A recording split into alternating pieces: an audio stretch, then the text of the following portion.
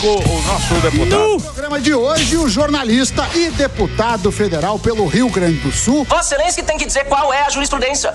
Não é Vossa Excelência que pergunta a mim qual jurisprudência é essa. Um dos maiores guerreiros da Câmara, que não ganhou a presidência, mas ganhou muitos cabelos brancos. E se é entendimento que eu tô fazendo crime contra a honra, porque o seu chefe da Polícia Federal, o diretor-geral Andrei, que está aqui, não me prende agora. Aí sim. Está aqui. Palmas para Marcel Van Hatten. Boa! Ó, Van Hatten. Van Hatten! Olha, Gugu! Esse aqui trabalha, hein? Esse aqui trabalha, hein, Van Hatten? Você trabalha pra caramba, hein? Cabelos brancos, ó. Não é cabelos brancos. Era loirinho. Bastante. Dá trabalho, não dá? Hã? Desde que o Lula sumiu. Não, então, mas você é um cara que tá sempre Sim, lá, andou numa crescendo rega. 2000. É isso mesmo. Correndo bastante. Mas é preciso, né? Eu costumo dizer que todos aqueles que estão trabalhando hoje na linha de frente e representam uma esperança para o Brasil, depois de passar essa onda negativa, precisam continuar dando tudo, porque tem muita gente que infelizmente foi desistindo no meio do caminho, foi se desesperando e tal, e precisa encontrar uma esperança em alguns, né? Não digo nem em alguém. Então, lá. Então, se você entrou lá na disputa pela Câmara, teve 40 e poucos votos. 31. E deu essa treta. Tá uma briga agora à direita. O que está acontecendo na direita? Eu tô fora da briga, na verdade. Eu entendi que era importante a oposição se posicionar. Eu falava isso, Emílio, desde o ano passado. A oposição tem em torno de 130 membros. Naquele momento, inclusive, havia vários candidatos. Então, de 513 a 130, dá um caldo. Você pode apresentar uma candidatura robusta. E eu vinha dizendo, olha, se a oposição não apresentar, o Novo, que sempre apresentou candidatura, não necessariamente a minha mais uma vez, mas eu tinha concorrido 3 vezes, vai apresentar uma candidatura, porque nós precisamos ter uma candidatura de direita, de oposição. Infelizmente, até ali a véspera, uma semana antes, não havia essa candidatura de oposição construída, e o que nós tínhamos eram 2 candidatos, um de extrema esquerda e outro candidato, que é o Hugo Mota, agora presidente da Câmara, mas cuja trajetória, apesar de ter apoio de parlamentares de direita, de todos os outros partidos, à exceção do PSOL e do Novo, ele podia ter prometido alguma coisa, feito algum acordo que eu não conhecia e nem muita gente do PL conhecia, mas a trajetória dele, no currículo dele, havia muitas coisas que depunham justamente contra o que a direita defende. Ele foi a favor da prisão do Daniel Silveira, ele se ausentou na discussão do voto impresso, não votou aquele dia. É o cara do Cunha, né? Ele do Centrão. Ele é da turma do Cunha, Centrão. do Centrovski. Então, assim, Mas o Centrovski sempre manda no final, né? Quando você acha que... Sim. Porque agora tem uma coisa, né? Tem esse orçamento, que ele chama agora de orçamento legislativo. Isso aí dá uma força para vocês, deputados lá, que não tinham antigamente, né? Não tinha, e ninguém está mexendo nisso. Seja do PT, seja do PL... todo partido, porque isso aí dá muita força pro deputado, né? Claro, e é uma coisa que o Lula, por exemplo, não tinha no primeiro mandato dele, nem no segundo. Exatamente. Ele tinha as emendas parlamentares não impositivas.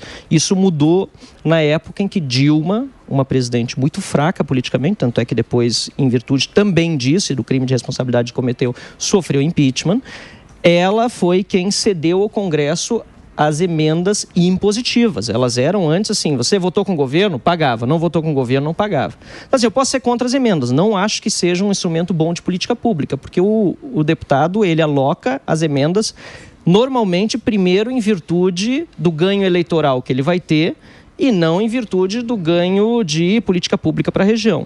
Eu faço processo seletivo das emendas, tem um outro método, mas são poucos que fazem isso, olhar os projetos, ver se realmente está de acordo. Muita gente fica chateada, porque vem muito projeto e a maioria, infelizmente, fica para uma próxima, não é selecionado naquele ano, mas o critério político é o que normalmente orienta a decisão dos deputados quando alocam emendas parlamentares. Mas tem o caso da emenda PIX que a gente falou aqui, Isso, que não tem transparência. Porque além disso, você não tem noção para onde está indo esse dinheiro. Então, nós votamos contra a emenda PIX e ela bom que o Sami mencionou isso, porque justamente na linha do tempo ela foi criada depois, agora no último mandato. Então nós tínhamos as emendas impositivas.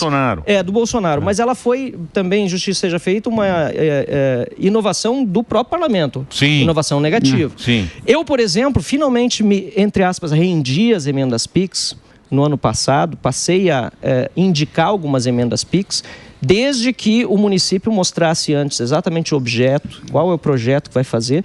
Por quê? Porque a emenda PIX, ela chega direto e não precisa de burocracia. Então, se tem o projeto, está tudo certo, é o dinheiro na veia da prefeitura, que não passa por intermediários, não tem comissão da Caixa Econômica Federal, porque pouca gente sabe, mas os projetos que a gente aprova via emenda parlamentar tem uns 10, 12% da Caixa Econômica Federal para aprovar. Tem perda no meio, então não é de todo ruim. Passa por menos mãos. Mas o o deputado vai lá e diretamente ele resolve. Mas nós o deputado tem força, porque você vai lá claro. onde você ganha o voto. E o Novo foi contra a emenda PIX, inclusive uma das ações do Supremo era em virtude da insatisfação do Novo com a forma como foi aprovado, porque assim, quando você busca justiça, quando há injustiça. Nesse caso, devido ao processo legislativo, não foi respeitado, porque não podia ter sido aprovado da forma como foi a emenda PIX no Congresso. Nós entramos no Supremo nesse caso específico. Qual foi o erro do STF depois? E por que nós hoje estamos contrários à forma como o STF vem agindo?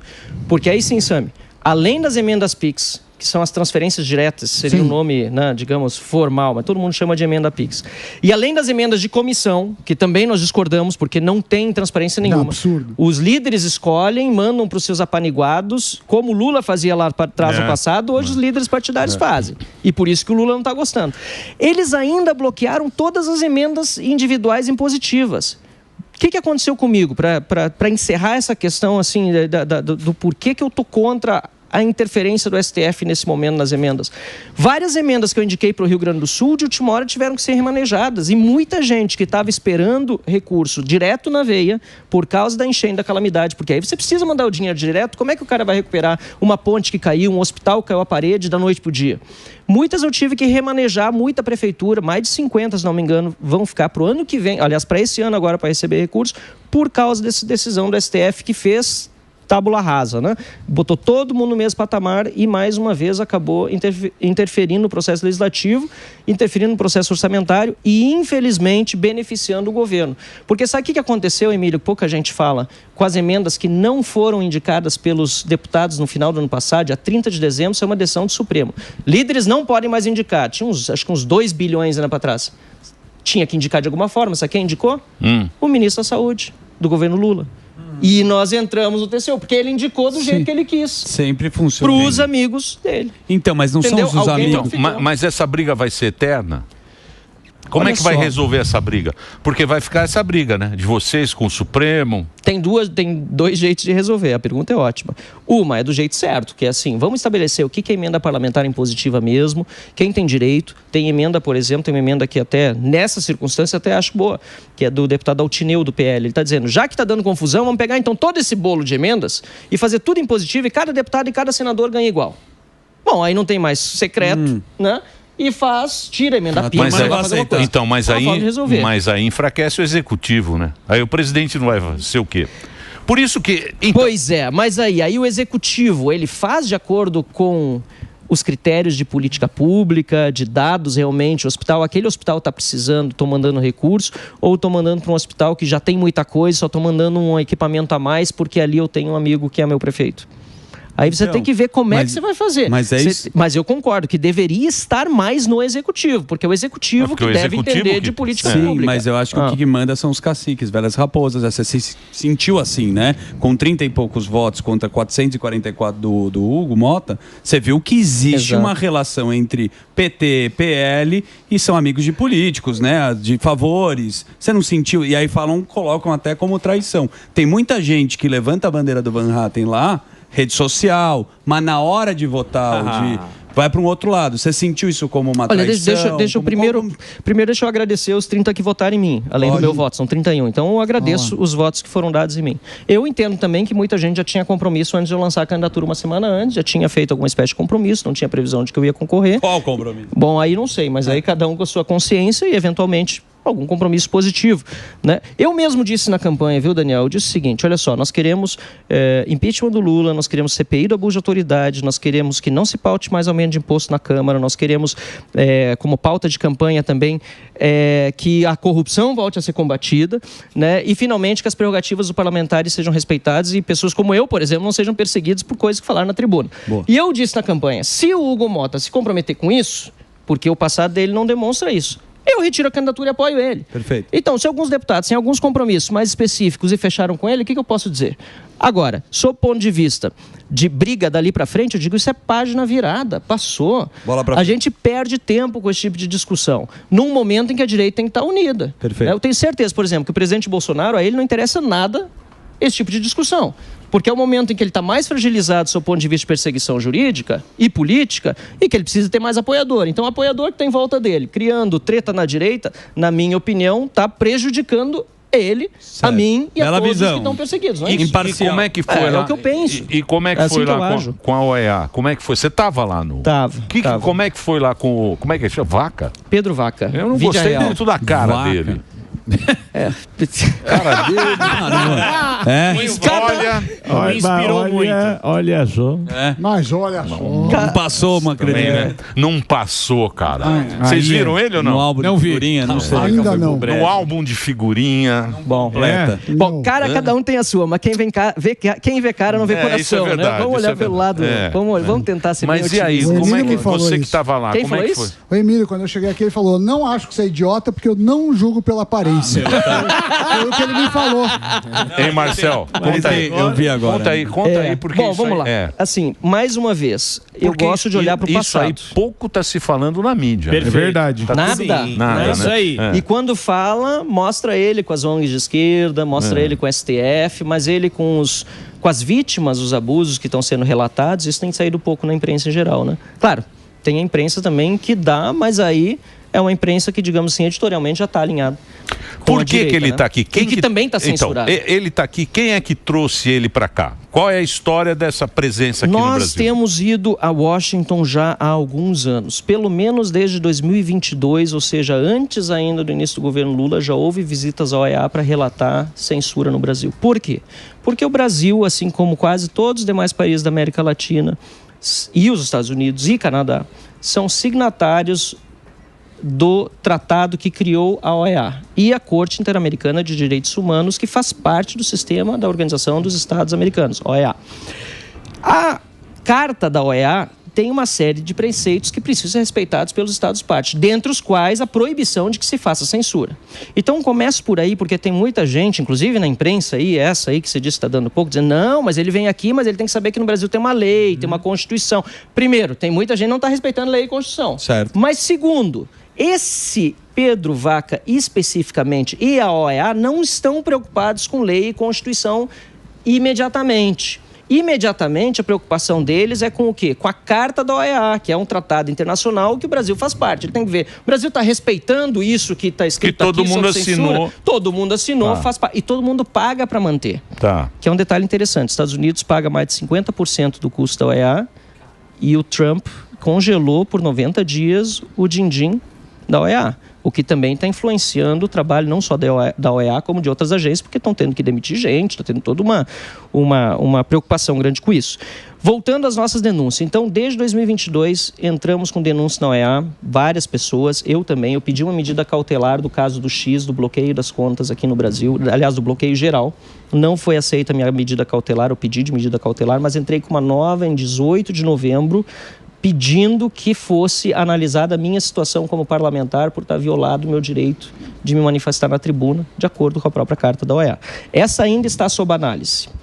Antes desse dia 18, eu estive na OEA no dia 15 de novembro. Estava prevista para aquele dia 15 de novembro uma audiência pública com entidades e deputados que estão denunciando censura no Brasil e com entidades que dizem que tem que regular redes sociais, certo, que tem fake news, etc, etc.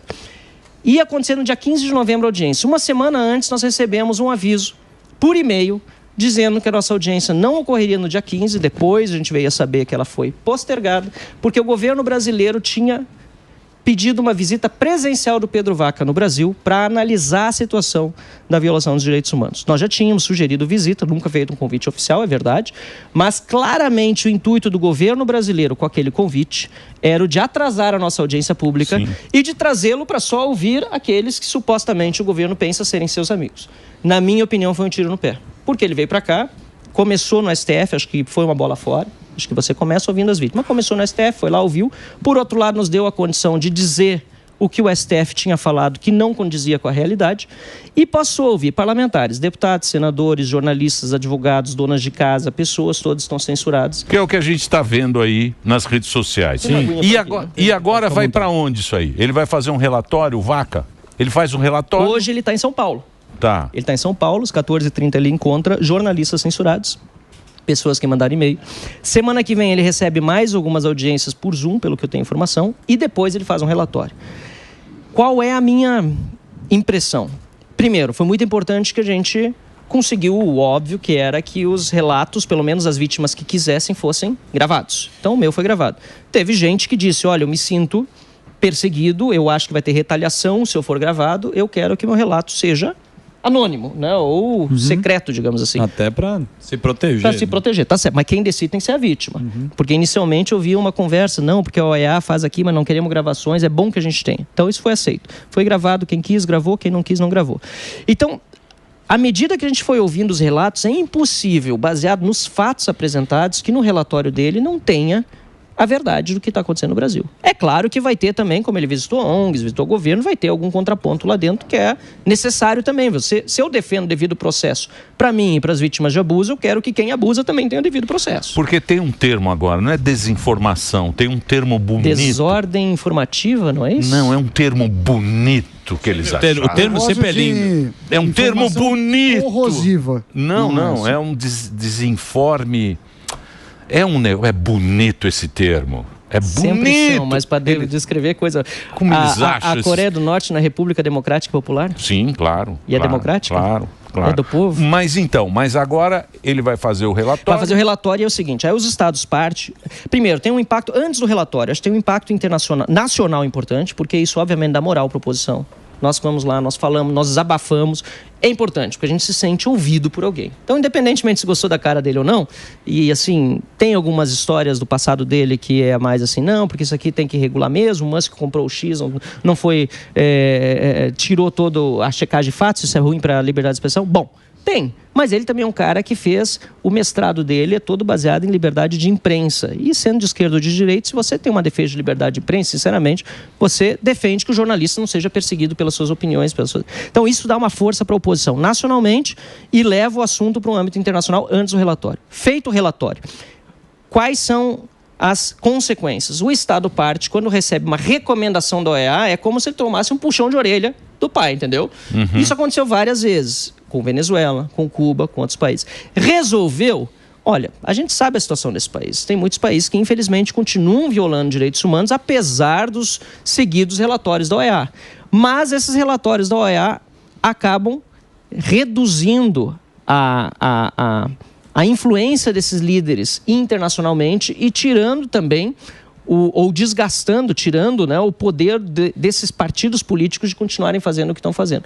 Então vamos esperar agora o relatório. Eu espero que tenham recomendações fortes quanto ao país, que o país cesse, né, que o Brasil cesse com esse tipo de ação contra os direitos humanos. E, além disso, cada uma das pessoas que está dando seus relatos pode também fazer o que eu fiz, que é fazer um pedido de medida cautelar à OEA. E essa é vinculante. O Estado brasileiro, depois de dada a medida cautelar, precisa ser cumprida. Muito bem. Perguntas? Não, eu queria perguntar, já que a gente estava falando da Câmara, o Marcel, se uma das pautas, que eu vejo muito, né, vocês falando bastante ali nas redes sociais... O termo. Eu gosto da nossa audiência, porque já mandou aqui. Obrigado, Paulo Rodrigues. Desordem informacional. Nossa! É isso aí. Eu falei. Ele falou. É isso aí. É isso aí que você falou? Infelizmente é o que eu falei. Desordem informacional. É bonito, Olha né? que bonito. É poético. Tem como etiqueta, assim. Não é? Né? Deve ter sido Olavo Bilac, alguém, sei lá. Já arrumei um nome pro meu próximo show. Vamos já aplaudir. Tem que aplaudir. É irônico até, eu vou aplaudir. Tem que aplaudir, pô. Acho que não vai aplaudir, pô. Tem que aplaudir. Olha o Beto aí. Desculpa. Não, e foi... É como quando, em vez de crime, diz mal feito. O cara cometeu um mal feito. É isso. O cara desviou recursos. O cara é um ladrão corrupto. Ele tá suspeito de ter desviado recursos. Suspeito. E é o Olavo Bilac. Desviou pro bolso dele, mas tudo bem. Claro, desviou. claro. É o Olavo Bilac, não sou eu, é outro Olavo. É gafe, é. Então, ô Marcel, falando da Câmara ali, você se candidatou ali na presidente da Câmara, eu vejo que vocês ali na rede social falam muito sobre a anistia E vocês já falaram com o novo presidente da Câmara como é que está toda essa negociação para colocar esse projeto? Mas aí, ó, por exemplo, eu elogiei ele, mandei uma mensagem para o Hugo Mota e eu acho, por isso, página virada, gente. Virou a página, o cara está dizendo, olha, o 8 de janeiro precisa ser discutido. Que bom que ele falou isso. Diferente do Davi Alcolumbre, que inicialmente disse outras coisas, e eu espero que a oposição mexa ali mais para que ele faça realmente esse projeto andar. E aí eu também me pergunto se a minha candidatura não ajudou nisso. Porque talvez a minha candidatura, botando esse tema em pauta, fez com que o novo presidente Hugo Mota se antecipasse e dissesse logo, esse negócio do 8 de janeiro não está muito legal, né? Recebeu uma das vítimas perseguidas que está ali com o marido, entre aspas, foragido, né? Porque ele é hoje foragido da justiça brasileira, mas por conta do 8 de janeiro tem 6 filhos em casa, o marido não conta para a esposa onde está por medo de que ele seja descoberto, número 1, mas 2, que ela possa ir atrás dele e ela também seja presa afinal, né? Ele recebeu então as pessoas, deputado Hugo Mota, junto com parlamentares da oposição, e isso demonstra, na minha opinião, uma vontade de ajudar a resolver o problema. É claro que não é da noite para o dia, mas já demonstra, na minha opinião, algo positivo, e eu não vou deixar de elogiar quando achar que o cara está fazendo uma coisa certa. O próprio ministro no programa da Verinha. Perfeito. Exatamente. O ministro da Defesa. Sim. O ministro da Defesa no programa da Verinha, na Roda Cultura. Viva. Roda Viva. Roda Viva. Que não foi golpe. Beijo pra Verinha. Que não foi golpe. Então, ele fala, olha, teve gente que foi lá e quebrou, tem que ficar em cama. Tem mulher que não fez nada. Nem lá tava ali. Não fez não, nada. E outra, se quebrou, tem lei para isso, certo? Claro. Você tem lei, Vandalismo. agora ficar 2 anos sem denúncia, preso, porque talvez você quebrou, e mesmo que tivesse quebrado sem denúncia, sem condenação, isso tá errado. Tá errado, gente. Marcelo, é injusto. Corta o coração ver o que está acontecendo com algumas pessoas. Corta o coração. Eu entendo essa preocupação e essa pauta, mas eu, pela minha atuação, estou muito preocupado com a economia. Hoje a gente... Tá com medo. Não, agora. hoje a gente anunciou... Selo. Se não foi o Armínio Fraga? Selo Armínio Fraga, perdeu. Por favor. Não, tá aí. Estou com tanto medo. Selo Armínio Fraga, estou com medo. Estou com medo. Eu estou. O Lula anunciou ontem... Eu estou com tanto medo. Tem que o selo Armínio Fraga. Marcelo, o selo Armínio Fraga. Você não pode perder o selo, hein, Marcelo? Vocês estão brincando. Perdeu. Vamos lá. Piada, hein? Vai lá. Ontem o Lula, eu falei aqui no Foco de Economia, o Lula anunciou que vai fazer consignado privado, anunciou a isenção de imposto de renda até R$5.000 e também falando que 22 milhões de famílias não vão pagar o gás. Claro que tem um apelo popular, mas a pergunta para qualquer economista é de onde vem o dinheiro. Ou vai aumentar imposto ou pagaremos via inflação. O que eu percebo, que por mais que tenha você e poucos outros que são uma oposição mais ferrenha, passou tudo. O arcabouço fiscal passou, várias...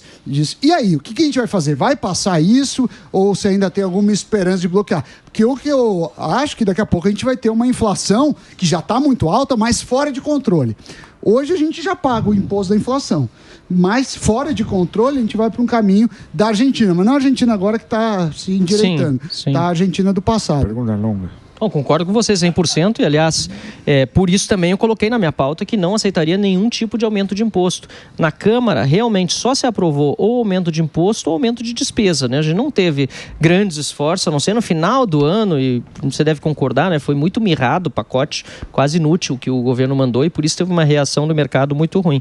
Então, nós estamos realmente hoje numa situação de beira do precipício no que diz respeito ao controle inflacionário, gastos exorbitantes e o Lula dizendo que não vai cortar gastos, né? Que ele não quer saber dessa pauta. E que está tudo bem. Pois é, mas o que ele vai fazer vai levar as pessoas para a rua de novo. Na minha opinião, isso acaba fazendo as pessoas se mobilizarem muito mais. E aí eu concordo com você, anistia. Nós já fomos várias vezes à rua discutir esse tema dos abusos, a censura, e aliás, teve muita gente naquela vez na Paulista, 7 de setembro do ano passado, teve outras oportunidades, mas nada mobiliza mais do que a economia. Estou dizendo que o tema da anistia é menor, não, acho aliás, pelo sofrimento individual das pessoas, né, tanta gente que não tem mais contato com a família, aquela Débora dos Santos que eu lembro quando você veio aqui, trouxe a carta. Sim. Você estava com a carta. Os papeizinhos, as pessoas na cadeia. Eu fui lá na cadeia. A gente isso leu faz 2 anos. 2 anos. Faz 2 anos. A pessoa está Emílio. presa. Se bobear, vai fazer 2 anos semana que vem. Então, quer dizer, agora, essa questão econômica, ela pega no bolso de tanta gente e o ano começou muito mal para o governo com aquela história do Pix. Sim. Né? Porque pegou o povo que trabalha mesmo, dá duro, né? O motorista de Uber, o cara do cachorro-quente, toda a turma que está lá na rua sofrendo, que não é formal muitas vezes, não porque não quer, mas porque não consegue, porque o custo da burocracia é alta, porque se formalizar é um inferno no Brasil. E aí vai lá o governo e diz, você já não está formal porque a gente bota um monte de empecilho para você se formalizar. E ainda queremos te taxar mais um impostozinho aí pelo churrascão que você fez com os amigos no fim de semana. Não dá, né? E você acha que é isso que está abrindo o olho da turma? Você recebe mensagem, acredito eu, de todos os espectros políticos, até de gente de esquerda. Você vê muita gente que falou, cara, eu vacilei, eu fui no canto da sereia e agora eu tô preocupado, tô com medo, selinho Arminio Fraga? Vejo. Muita gente de todas as classes sociais dizendo isso, né? Erramos, não foi bom. Agora, nós estamos numa indefinição sobre os rumos do país pelo próximo ano e meio, né? Com essa história do Bolsonaro estar próximo de ser denunciado, com todo dia alguém dizendo que ele vai para a prisão, é algo que realmente deixa as pessoas meio sem norte, né? E aí eu digo, assim como a oposição falhou, na minha opinião, e eu era era vice-líder da oposição, então estou botando a minha conta também, acho que eu devia ter trabalhado melhor, tentado fazer realmente uma candidatura de oposição mais robusta, não deu.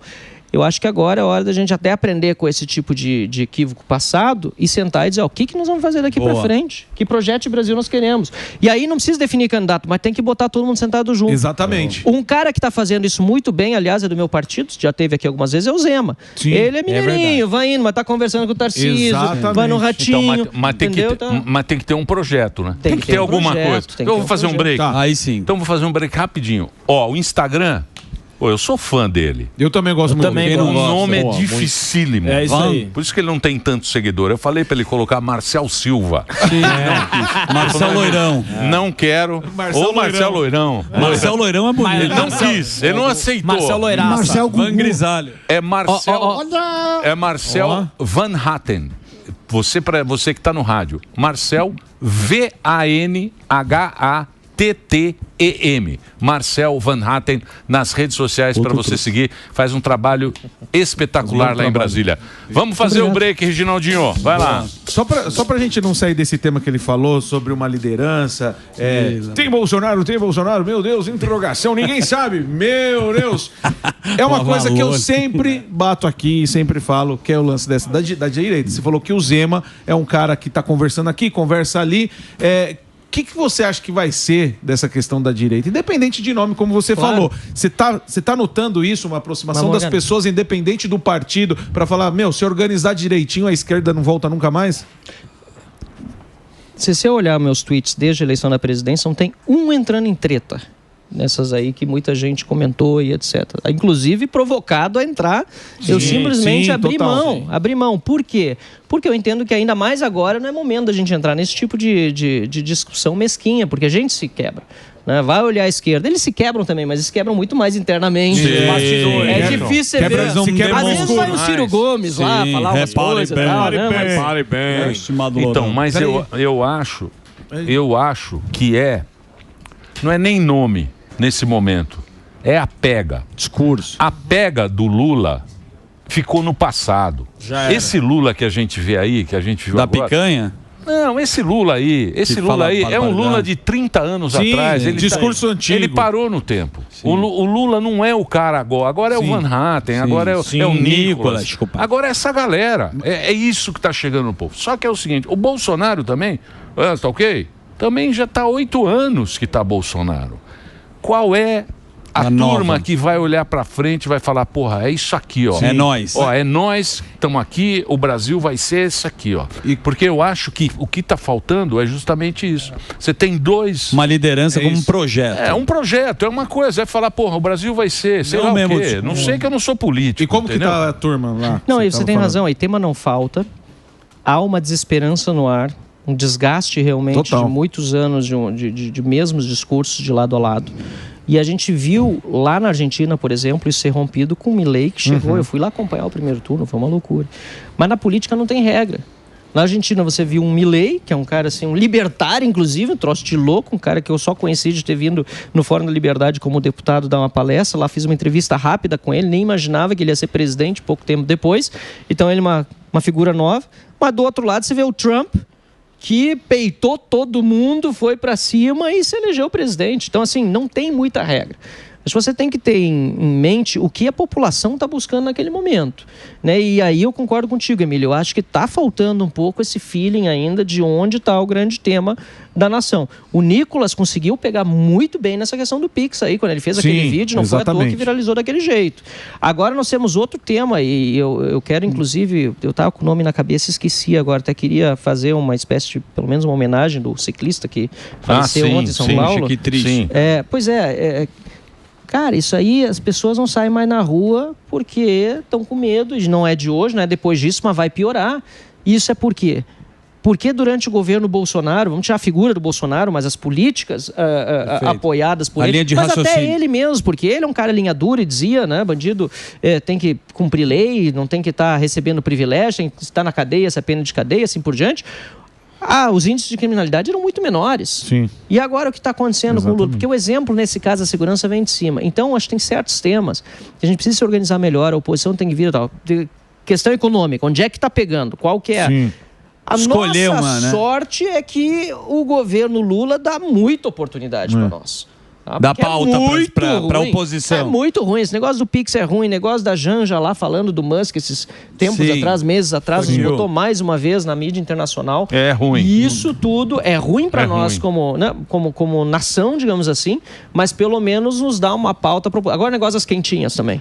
Tem coisa mais absurda do que o presidente que diz que vai tirar as pessoas da fome ser acusado agora de mandar recursos, né, via uma ONG de um petista aqui de São Paulo, do Tato, e que não chega na ponta para as pessoas que são famintas, miseráveis, né? Acabou de sair a decisão até do TCU, o Novo entrou no TCU contra essa questão das quentinhas, agora falta o plenário dar a sua opinião, espero que seja favorável, a investigar isso a fundo. Então, quer dizer, o governo nos dá muitos elementos, mas eu concordo com você, tem que ter um planejamento melhor, estratégia aqui para frente, mas não vai faltar oportunidade, pelo menos nos próximos 2, 3 meses, que é o que eu entendo que a oposição tem que se organizar para isso, para mostrar para o Brasil que Brasil a gente quer para o futuro. Que esperança a gente vai dar para os brasileiros? Eu acho também. Estamos de volta aqui, Marcel Van Hatten, ele é deputado federal pelo Rio Grande do Sul, está conversando aqui com a gente, estamos batendo um papo.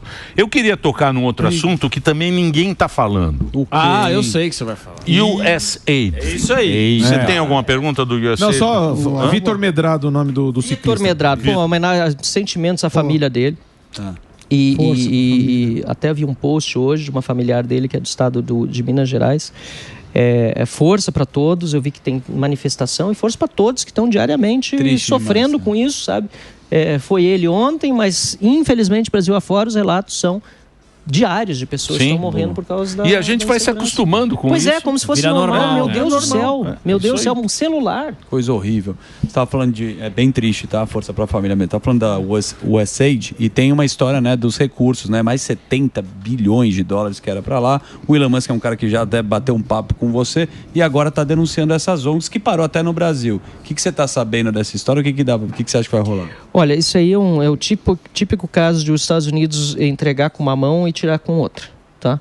Então, a gente estava numa discussão recente na Câmara, faz 2 semanas, o deputado Pazuello, que cuida muito da questão da Operação Acolhida, ou semana passada foi, ele foi em Roraima, general lá, ele organizou a Operação Acolhida, que é uma operação muito bonita e importante, que recolhe as pessoas, dá acolhimento para os venezuelanos. Sabe quantos vem por dia para cá, Emílio? 300 por dia venezuelanos entram no Brasil. 300 por dia. A Venezuela perdeu 1/4 da população, 25% dos venezuelanos. E agora está todo mundo querendo voltar para Venezuela. Aí. Eles não querem mais ficar aqui. Bom, aí, a Operação Acolhida, ela é mantida em grande parte com dinheiro dos Estados Unidos. E os Estados Unidos congelou, assim como para a OEA, que eu falei há pouco, também os recursos para a Operação Acolhida. Aí o povo está dizendo, e agora? Então, quer dizer, o Brasil que ajuda a criar essa situação, porque o Brasil veio financiando o regime da Venezuela durante o governo Lula, durante o governo Dilma, agora recebeu com o tapete vermelho Maduro, o Brasil recebe as pessoas com dinheiro dos Estados Unidos. E os Estados é o dinheiro Unidos, dessa USAID. da USAID. E os Estados Unidos, por sua vez, também financiam grupos de esquerda, ONGs, etc., que dizem que na Venezuela a democracia é relativa. Tem várias ONGs aqui, checadores de fatos, que indiretamente, pelo menos, receberam recursos do USAID. Essa turma aí de esquerda que diz que lá está tudo certo, que não é bem... Teve um jornalista aí que até disse que a ditadura venezuelana era uma ditadura capitalista de direita. Como é que não, capitalista de direita, é sacanagem. Até o então, Maduro você viu isso aí, não viu? Então, aí é o seguinte, essa turma toda recebe dinheiro dos Estados Unidos para fazer a maldade, depois os Estados Unidos manda dinheiro para colher as vítimas dessa maldade. Então o Trump está muito certo. Que é uma coisa que os libertários nos Estados Unidos dizem há muitos anos. O dinheiro que os Estados Unidos manda para o exterior para tentar resolver os problemas de falta de democracia em muitos países, e que, de certa forma, a gente olha assim com uma visão de curto prazo, até como defensor da liberdade, diz, puxa, isso aí seria bom mesmo, aquele país ter democracia. A gente quer democracia para todo mundo. No fundo, acaba muitas vezes financiando grupos que depois se voltam contra os Estados Unidos. Não dá para esquecer o caso dos próprios ataques às Torres Gêmeas, que foi o grupo Al-Qaeda, que foi financiado pelos Estados Unidos na época da guerra e agora do Afeganistão. eles mandam dinheiro para Al-Qaeda. Pois é, mandavam na época lá atrás e depois sofreram... Família Bin Laden. E depois sofreram a retaliação. Então, quer dizer... Esse jogo de interesse internacional, lamentavelmente, vai sempre existir.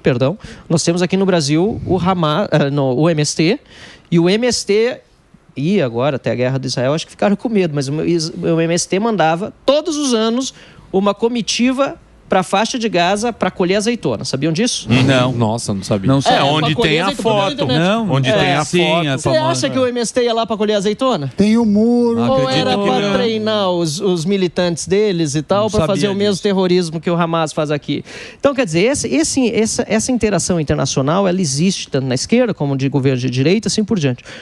O Trump tá certo. Vamos fechar a torneira? Porque esse troço aqui não tá dando certo, cara. Isso aqui tá só dando mais guerra, mais insatisfação. É a maçã podre que eu... E vamos cuidar do nosso país. Essa eu acho que é a parte boa do America First. A parte ruim é essa das sanções. Aí a gente ter sanção sobre aço, sobre nossos produtos aqui. Isso aí, Sami, até é importante ouvir daqui a pouco o teu comentário, porque essa sanção que eles estão querendo sobre o aço brasileiro, isso aí vai dar problema enorme para nossa indústria também, nacional, né? Aqui também, e para a turma que exporta, né?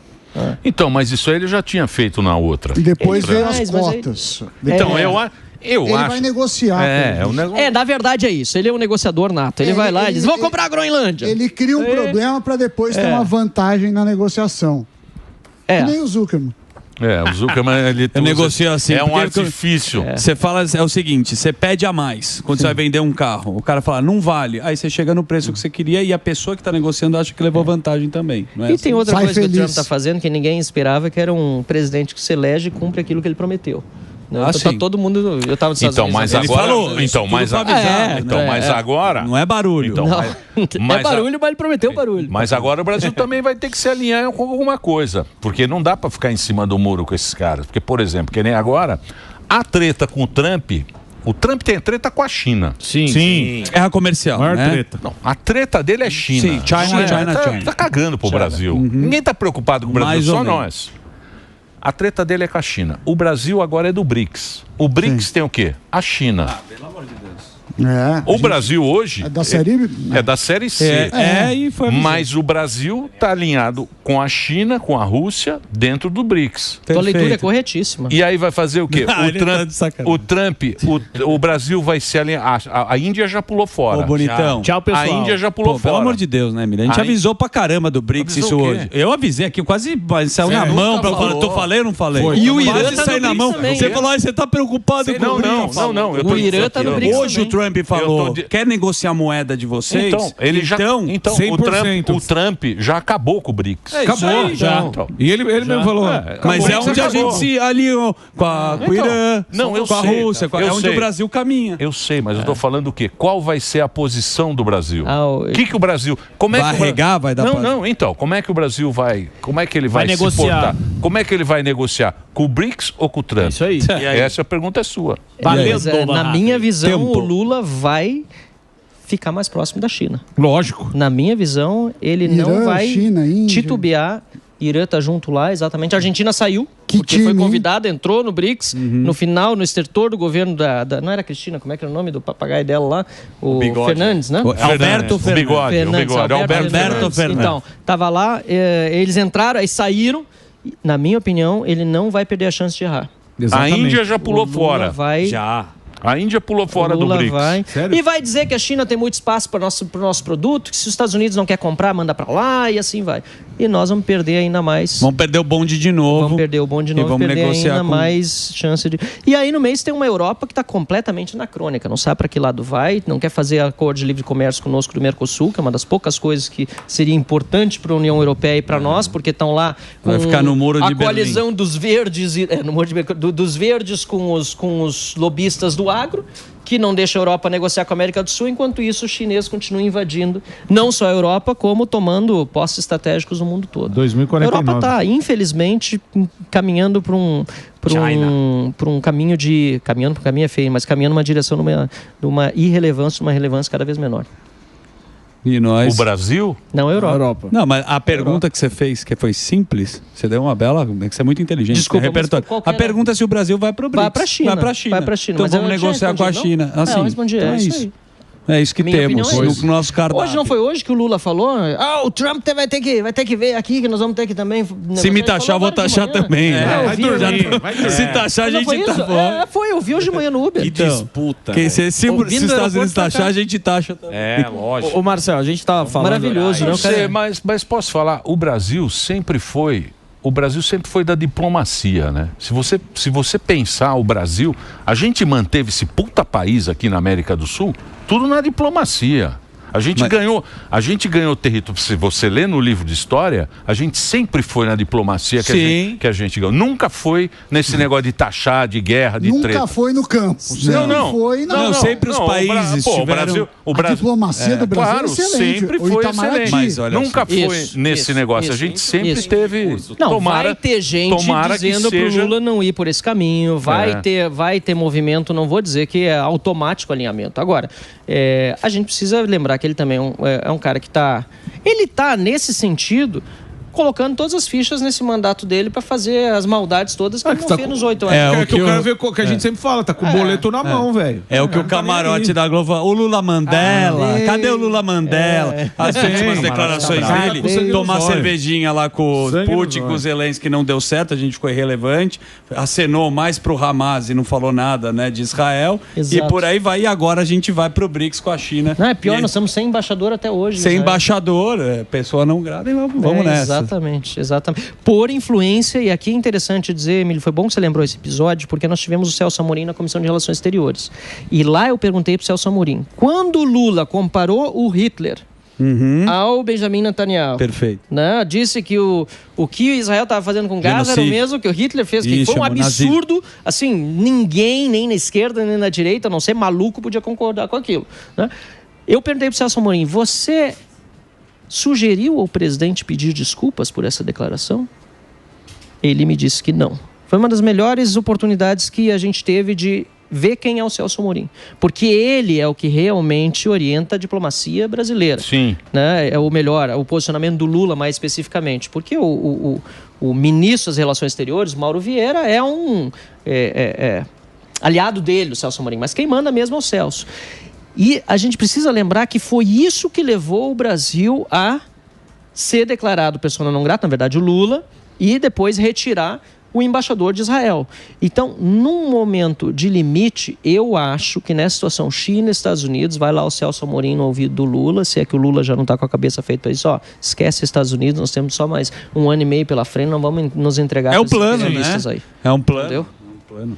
Plano do quê? Há muito tempo, o discurso ideológico do PT é muito mais ligado com a China, com essas ideologias de países que não tem essa democracia mais relativa. A vida inteira o discurso foi para esse lado. Mas é o time, né? É a carreta que a gente é companheiro, mas é companheiro. O companheiro que é o Xi Jinping ou que é... A direita não tem os companheiros. É isso aí. Então, falando nisso... Companheiro é companheiro. Se respeita. Falando nisso, vim com o Zé Dirceu hoje no meu voo de Brasília. O Zé? Meu Jesus. Tá aí, tá de volta. Falou com ele, fez um vídeo. Zé figura, né? Fala, eu Zé. Fez uma foto ou não? Não fez? Zero. E agora você vai lá para... Mas você está trabalhando bastante. Pô, você tem muito fã, viu, Marcelo? E você Nossa. é um cara que tá na política. Bom deputado. E a gente torce pra ter um monte igual você. Exatamente. Que não faz pataquada. Mas isso é importante Você não é também. da pataquada, você é um cara Mas a gente não trabalha isso. Você é um cara sério. Obrigado. Você é um cara sério. Obrigado. E é legal a gente ter cara sério e é um cara que não arrega. Não. Isso aí, boa. Não volta atrás no que eu acho que é certo e acho que é importante ter essa coerência. Inclusive, eu estava dizendo, o meu discurso de 10 de fevereiro de 2015, de 10 anos atrás na Assembleia, inaugurou esse novo período que eu estou na política. E lá eu tinha dito, eu não quero viver em outro país, eu quero viver em outro Brasil. E essa responsabilidade de fazer um Brasil diferente é nosso. E lá no Novo, a gente está com uma oportunidade muito boa agora, que a gente está com a fundação bem estruturada, está treinando gente, treinando líderes.